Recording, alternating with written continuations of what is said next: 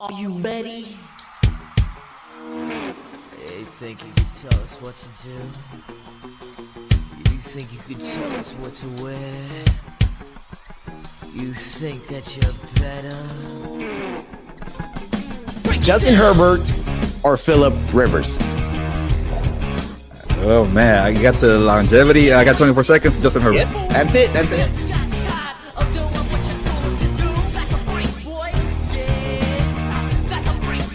Freddie, did you really want to be a Dodger?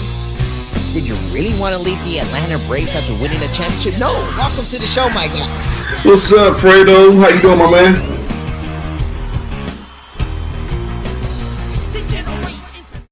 Wow. This big wow right now is just from the excitement, guys. That's happening on Monday Night Football right now, currently with the Kansas City Chiefs and the Raiders. If I can call it correct, the Raiders just scored a touchdown. They could have gone for the tie with the field goal and tied up the game at 30 apiece, but the Raiders decided to go for two and to win it, and they failed on the 2-point conversion. The play is being under review right now, but go ahead and stay tuned. I'm going to give you guys the latest on the Raiders and the Chiefs tonight on Monday Night Football. But again, you guys are live here on Monday Night Fredo, live from the Infanity Studios in Los Angeles. Of course, last Monday, we saw a devastating loss for the Los Angeles Rams against the San Francisco 49ers. And then now this Monday night, we have another I don't know. I mean, the Raiders were up 17-0. Now they're down 29-30. I mean, it was just a up and down game for the Raiders. I want to call them the Oakland Raiders because I don't think they deserve to use the Las Vegas names because they're not there yet. They got a lot to do right now. But this game is just going crazy and it's nuts. I'm excited because it's a division team. It's a division game. I mean, it's between the AFC West right now. And, we saw the big victory that the LA Chargers got yesterday over in Cleveland, right at the field goal, right at the field goal. It sucks when you're on the team that goes for the win, hits the field goal, and it goes off the right pole and you lose the game. Sometimes when things like that happen, it just happens. I mean, I don't know the luck of the ball from a 35-yarder for it to go to the left side. It was just an awful kick for the Cleveland Browns. But again, it's Cleveland we're talking about. We know they're not that successful in any sports franchise besides LeBron James when he was there. But there's a lot of the other games as well. The Dallas Cowboys took over SoFi Stadium yesterday. They beat down on the Rams, and I am not going to let the Rams get away with this one as they are now 2-3 in the first 5 weeks here after winning the Super Bowl last season. But there was a lot of good games. Another one that was just going on yesterday was Game 3 of the NL wild card between the San Diego Padres and the New York Mets. Another big blowout from the San Diego Padres, who now advance to face on the Los Angeles Dodgers tomorrow night here at Dodger Stadium for Game 1 of the NLDS 6:30 first pitch. Is going to be very exciting. Julio Urias is on the mound facing Mike Clevenger from the Padres. So there's a lot of activity going on here in Los Angeles. A lot of wins, a lot of losses. But one loss that I do want to go ahead and start off with is the Los Angeles Rams. I mean, coming into this year, the LA Rams were kind of looked like, okay, you know what? Matthew Stafford is the guy they traded for, and he did his thing last year. He survived in order to win the Super Bowl last year. And the reason why I say survive, he had to get through some very, very tough teams, a team that he never beat during the regular season in the San Francisco 49ers in the NFC Championship game. Then, he also beat down prior to that game. He beat down on Tom Brady in the Tampa Bay Buccaneers in Tampa. And then SoFi Stadium, Super Bowl, he's down late in the fourth quarter against a rookie quarterback, second-year quarterback, in Joe Burrow in the Cincinnati Bengals, and they were just this short from not winning it, but they won it. Coming into this year, they were like, well, you know what? They're going to go back-to-back. There has not been a team in over 20 years to go back-to-back. The Rams are kind of favorites. I mean, that was in week 1. It's week 5 now, and the Rams are 2-3. Talking about the 3 losses, I want to go ahead and point it out. Week 1, Buffalo came into SoFi Stadium and destroyed the LA Rams. Then another big game last week. They lost again. Yep, again, big one. Then 6 days later, here at SoFi Stadium, last night against the Dallas Cowboys, who are America's team, they lost again. And it seems like every loss they're losing, they're not losing by a field goal. They're not losing by a touchdown. They're losing by multiple touchdowns. You know, they lost a lot of great defensive players on the defensive side, starting with Sebastian Joseph Day. You know, that was their main defensive lineman that they lost to the LA Chargers, who is now a big piece for the Chargers on a defensive run, because they're very good on that. I will be touching base on that because Austin Eckler is amazing right now. But the Rams, what can they do now? They are facing the Carolina Panthers, who just fired their head coach earlier this morning. The Panthers are coming to SoFi Stadium next Sunday. So it's going to be kind of good to see a lower division team like the Panthers to face off the Rams, to see if the Rams can actually win and compete against them. That is something that it's still, you know, Matthew Stafford said yesterday after the game during the post game. He's like, hey, you know what? This is another bad game early in the season. You know, last season they did go on the 3-game losing streak, if I'm correct. They were on the 3-4 game losing streak in the middle of the season around November, and a lot of people were questioning Matthew Stafford, but he ended up turning it around. He won the chip.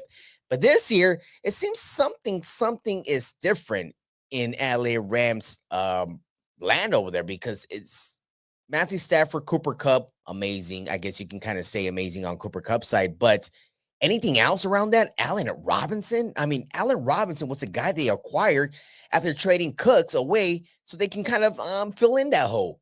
That guy has just disappeared. And the reason why I know that is because he's on my fantasy team. I drafted Allen Robinson too early, thinking like, okay, he's a weapon that the Rams got, that maybe he's going to be very effective on the field. But no, 0 for Allen Robinson III. And yes, I'm going to use your full name here, but come on, man. You got to do something. You definitely got to do something. And, you know, let's need Sean McVay and the LA Rams got to go ahead and put something together. And I mean, yeah, it's not bad being 3-3 if they beat the Carolina Panthers, because the Panthers are going to come in hot. They're going to come in hot after firing their head coach and also firing their defensive coordinator. They're going to come in hot into this game, seeing a beat down Rams, seeing like, hey, maybe we can take them down. And maybe the Rams might not look at them like, hey, you know, we got the Panthers coming in and we got Baker Mayfield, let's not forget. So it's going to be somewhat pretty good and competitive to go ahead and see what's going to happen at SoFi Stadium this upcoming Sunday. But I do kind of want to give you guys another update because I'm so into this game right now, man. The Chiefs and the Raiders, and the Chiefs got the ball, 2:44 remaining in the game, 30-29. And all they got to do is just run the ball and kill the time. Let's see what happens right there. But the Chiefs are up 30-29. I will talk a little bit more about the Chiefs and the Raiders when we come back from our first commercial break. But before we go to our commercial break, I want to touch base on the Chargers real quick. What I saw yesterday in the Chargers was that, okay, you know what? They can compete with any team out there on the field. But one thing they cannot do is compete coach for coach. And I just got a lot of response for the people that saw this. Oh my Jesus Lord. If it wasn't for Jacoby Brissett, who was a quarterback of the Cleveland Browns, if it wasn't for Jacoby Brissett, Brandon Staley would be jobless this morning. Jobless. He went for it on 4th down again late in the 4th quarter, thinking they were going to complete it. And it was an incomplete pass to Mike Williams. But stop and think for a second. You're up in this game. You're on your side of the field. Austin Eckler is having a career day on the field. Give it to Eckler. Let Eckler run for 1 yard and get you a first down and win the game. Why go for a freaking pass and almost lost the game? The moment that pass was incomplete, Twitter was going nuts. Fire Brandon Staley. Dumbest decision I've ever seen in an NFL football game. when you see certain things like that, it makes you kind of scratch your head a little bit and be like, man, can this guy actually take this team to the promised land? It made me think and realize that Brandon Staley has his way, which is 4th and Staley. 4th and Staley got away with a crucial interception late in the game, which is the reason why I'm saying Jacoby Brissett saved Brandon Staley's job. I'm serious, man. I'm serious. Even Keenan Allen, the star wide receiver for the LA Chargers, was sitting at home tweeting, maybe doing this, like this. He's tweeting. And guess what he said? What the F was that? He tweeted that live during the game. So if you have your star wide receiver saying, why the F are you going for it? Then with 5 seconds remaining on the clock, Chargers down by 1. The Browns are going for the kick. 30-yarder, and it's off to the left side. And the Chargers leave Cleveland with a surviving battle they battled their behind in this game. They walked away with the W. Brandon Staley walked away with a lot of criticism. A lot. Even though he won the game, got criticized a lot. Still till today, a lot. And I don't even know what else to say on Brandon Staley, but I mean, oh Lord, he won the game. That's all I got to say. He won the way. Staley's way found a way to win this game again. That's all I got to say. It's crazy to be around that and see what's going on, but man, oh man, I just can't stand it. And I got to get off this subject. I'm just tired of talking about 4th and Staley since last season. I don't know why that is, but let's go ahead and talk about Raiders and Chiefs when we come back here on Monday Night Fredo. Let's see what happened. Are the Chiefs going to win this game, or are the Raiders going to do something incredible after being up 17-0 and then losing the lead? When we come back, I'm going to let you guys know what's happening in this game.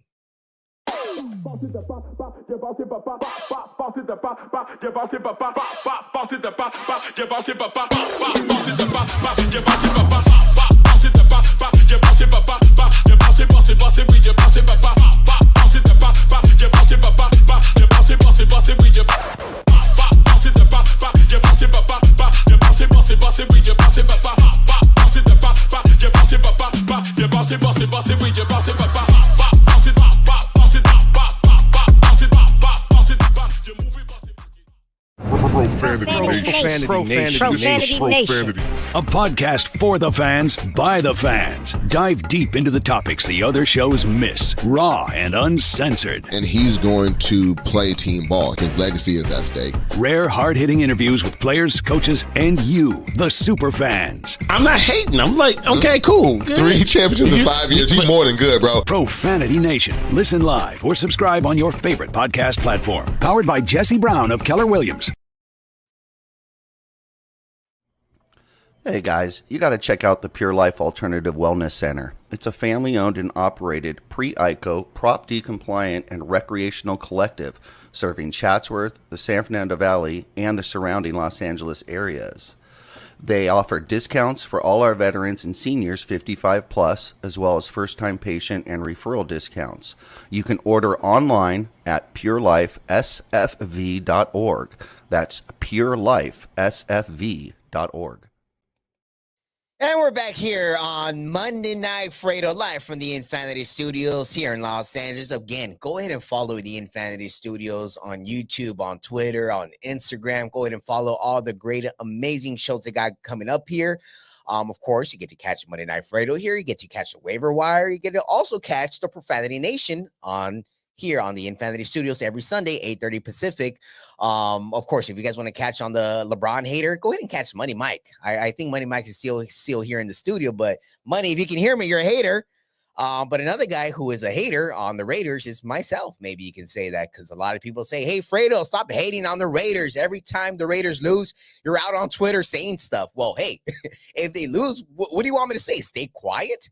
Hell no. And I'm gonna say it right now, because I kind of want to stay quiet for the next minute or so, but the Raiders right now have the ball with a minute and a half left, down by 1. They can win it with the field goal. All right, so right now I'm going to go ahead and keep you guys. I thought this game would be done by now, but it's not. It's taking forever. So right now I'm going to go ahead and jump in here on what happened last week.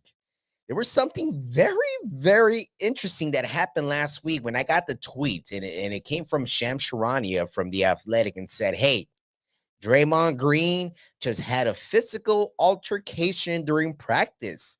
That was a tweet. A few minutes later, the tweet came out with the second story, and it said, hey, Draymond punched Jordan Poole in the face. I mean, I was like, wait. Draymond Green punching that little kid with the big mouth? Makes lots of sense. I was thinking, when you have a young guy like Jordan Poole, who has not even been in the league for more than 3 years. Yes, he won a championship ring. Yes, he helped the Warriors win it in crucial situations, hitting some big shots. But hey, you're too young. When you come into the locker room, to the practice facility, according from the stories I'm listening to and hearing, he came in there talking like he's worth $1 million. Of course, he's about to get a contract extension from the Warriors right now. And a little backstory is Draymond Green has been pushing for a contract over the last year, and he has not gotten that last extension that he's seeking for. Of course, right now he's on his contract year. He's got only 1 year remaining left on his contract here, and the Warriors are not giving in as easily as maybe Draymond thought. So when you have won for the organization, you've won 4 chips: 2015, 2017, 2018, and 2022. When you won 4 chips for the organization, you expect some sort of respect. And like, okay, here's 2-year extension, $45 million. To stay happy and calm and relax, not be punching teammates out on the court. But when you don't pay the man, you got him angry, then you got a young kid who's about 23 years old over here talking trash on the practice facility court. Draymond is not going to stay calm. I mean, you're giving this man $100 million. You can't even give the man who got you 4 chips some sort of cash. That man's going to let it out on this kid. And that's exactly what happened the other day when I saw the clip. And of course, TMZ got to come in with the story as always and give it to us. And of course, if we can go ahead and pull this video up for the people that did not get a chance to see this, Draymond Green attacked Jordan Poole after, let's not forget this, after Jordan Poole put his hands on Draymond first. This is what happened. I mean, we look at what is going on, and Draymond went full Mayweather on him. Full Mayweather. I mean, if we can pull it up one more time, just see the effort and the strength that Draymond put on him. He got that one. Boom. He's down. Man down. Man down. That's exactly what happened. Steph Curry was on the court. Andrew Wiggins was on the court. A lot of people were on the court, but I mean, I said this earlier this week. Draymond, I understand why you did that. A lot of people don't get it. They're like, oh, well, you shouldn't be beating up your teammates. Hey, he's not beating up his teammate. He's beating up ownership right there. Ownership is not paying the man. And you're paying that man hundreds of millions of dollars? No, hell no. Draymond said, boom, there you go. Pay me. If not, trade me. Of course, the great Stephen A. Smith this morning came out with a nice little story. I don't know if some of you guys are buying it, but I'm kind of am. I'm buying this story that Draymond is trying to find his way out of the Warriors and make his way to Lakerland, which, of course, Draymond Green is a Clutch Sports client, represented by Rich Paul, who is also LeBron's agent. So we always like to connect these dots like, okay, well, Rich Paul controls this guy. Rich Paul controls this. We've seen what happened when Rich Paul controls Anthony Davis, when Rich Paul controlled Kentavious Caldwell-Pope, which was the centerpiece of the whole LeBron James situation. But I don't know. I mean, Draymond coming to the Lakers, I'm kind of up for it. I mean, I would love to see AD, LeBron, and Draymond on your front court, and then whether we give up Westbrook or we give up the 2 draft picks, who knows? But having Draymond on the Lakers, I'm good with that. I want him on here. So, Draymond, if you want to find your way over here, come on down. That's all I got to say. But another thing I got to say to give you guys another quick update on what's going on Monday Night Football. Not Monday Night Fredo, but Monday Night Football right now live on ESPN. 50 seconds, according to my watch here, 50 seconds remaining. The Raiders are still down. They're right on the middle of the field. They're still yards away from getting a field goal. So they are not there. They are out of timeouts as well. Very important thing to look at right there. They're out of timeouts. 3rd and 1 on the Vegas 46-yard line right now. And it's a Derek Carr incomplete pass, ball turnover, and the Chiefs control the game. The Chiefs are winning this game after being down 17-0. I will give you guys more of my reaction live right now on Monday Night Fredo when we come back here on the best show you can catch any Monday night, only on the Infanity Studios. We'll be right back. United One Protection Services. With over 30 years of experience, United One Protection Services has more expertise and knowledge than the other security companies combined. Residential, commercial, municipal, or institutional, United One Protection Services does more than just security. We protect your livelihood. United One Protection Services.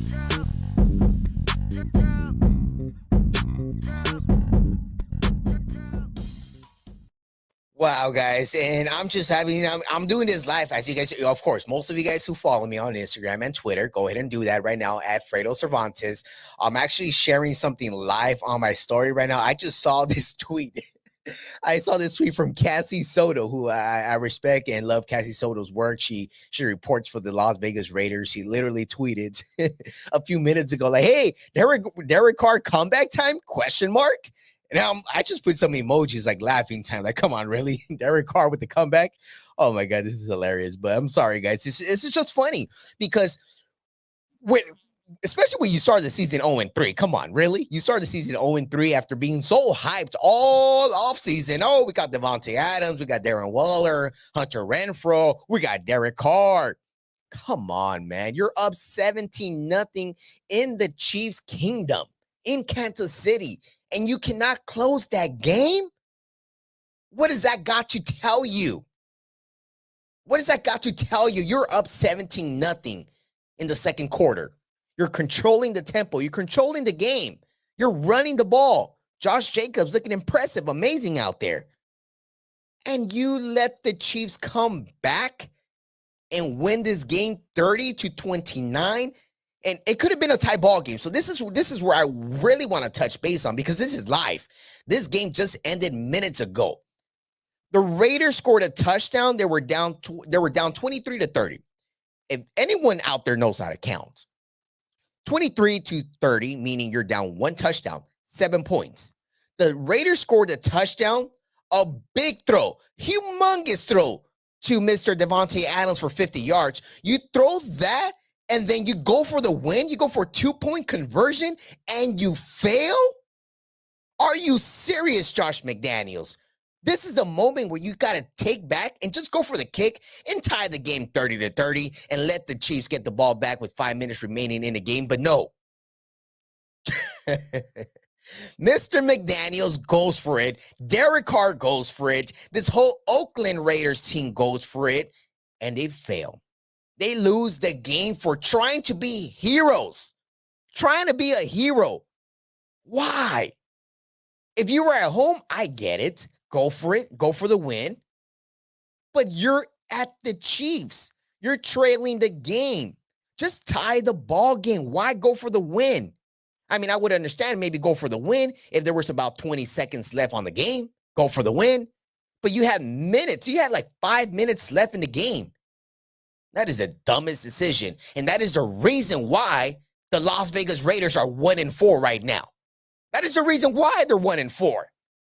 They're an awful team. Awful. If I was a Raider fan right now, I'll start burning my jersey like that Raider fan was doing a few weeks ago. I mean, It's sad, but at the same time, it's funny. Yeah, I'm laughing, man. It's funny that the Raiders are the Raiders. They will always be the Raiders. They will always lose these games. Mighty oh my. I mean, I'm gonna have a nice laugh right now as soon as I end the show. And I know Twitter is going nuts right now. But again, the Chiefs take down on the Oakland Raiders 30-29. What a devastating loss. What an awful loss, but it's a big win for the Chiefs. Big win for the Chiefs. Now the Chiefs are now 5. They're 4-1, 4-1, leading the AFC division. But that's all I want to spend some time on the Raiders. That's about it. I do want to get some time before we do get going here on the NBA. The Lakers, LeBron James, Anthony Davis, Kevin Durant. And of course, you see the man right here, right on my chest. It says Melo, which a lot of people always tell me, hey, I didn't know Carmelo was with Puma. Are you freaking serious, guys? This is LaMelo Ball with Puma. And LaMelo talking about him today. He got hurt out on the court today. He had a left ankle sprain that he injured during the game today at home and did not return after the injury happened during the third quarter. He's going to be all right, according to some of the tweets out there. He's going to be all right. He's going to be taking the rest of the preseason off to try to heal that ankle sprain back to normal. And, as well, Anthony Davis talking about, ankle sprains. Anthony Davis actually played magnificent yesterday. He was 9 for 18 from the field, scored about 27 points, was very effective out there on the court with his teammates as well. So it's looking pretty good in Lakerland. They did beat the Warriors. The Warriors had all their guys out there besides Draymond Green, who decided to take some time off, stay at home, take a breather, realize what just happened. But I don't know. One of the questions that, shout out to the Profanity Nation who were live yesterday, and they were having a discussion when I got a chance to look at it, and I saw that, whether the Lakers are going to win another championship or not. That's the question that a lot of people are asking right now because they don't know if it's going to work this year with Darvin Ham doing his thing. I honestly, I think something good will come out of this season. I don't know if it's going to be a championship, but I know it's going to be something good besides, LeBron breaking the records and whatnot. But it's going to be a very interesting. I think the Warriors will be the only team to get in the Laker way. I don't think there's another team that's going to get in the way. The Memphis is too young. Memphis too young. Minnesota, they look all right, but not good because Karl Anthony Towns always chokes. I can't stand Karl Anthony Towns in the moments he chokes big time. So there's a lot of different teams that are going to be looking good, but another surprising team that I'm looking out there and I'm like, okay, this we got to look out for this is Ben Simmons and Kevin Durant and Kyrie Irving. Those three guys are finally looking pretty good. I mean, it's plain and simple. They're looking good, super good. That I'm even thinking, I'm like, okay, maybe this year is a year we're going to have that Laker and Brooklyn matchup in the finals. Who knows? But I believe in Brooklyn, and I believe in the Lakers as well. But another team I do believe in before I do let you guys go, because I'm just looking at the score. I don't know if the camera can catch this, but it's my ESPN. I'm just looking at the score, 30-29. Impressive. It's pretty funny. But before we do get going right here, I want to let you guys know the Dodgers tomorrow, game 1 of the NLDS, first pitch at 6:30, live from Dodger Stadium. Mike Clevenger for the Padres and Julio Urias for the Los Angeles Dodgers. Another question, similar question. Can they win it this year? I freaking hope they do with that record and that roster they got and that budget, because there is no other team right now in Major League Baseball, not even the Astros, not even the Yankees, who can compete with the roster that the Dodgers have on paper. But when the players are out on the field, anyone can compete. But not on the paper, not on paper. But again, guys, go ahead and check that out. Check out Monday Night Fredo next Monday. It's going to be a very special Monday Night Fredo we're going to go ahead and bring to you guys. But again, make sure you follow us here at Infanity Studios. Subscribe to the channel right now. If you're watching right now, just hit the subscribe button. Hit the notifications as well so you can get notified every single time an amazing show goes up here.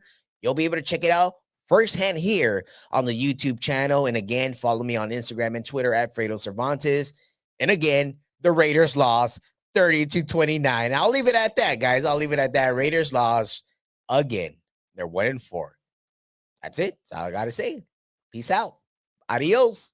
Adios. Adios.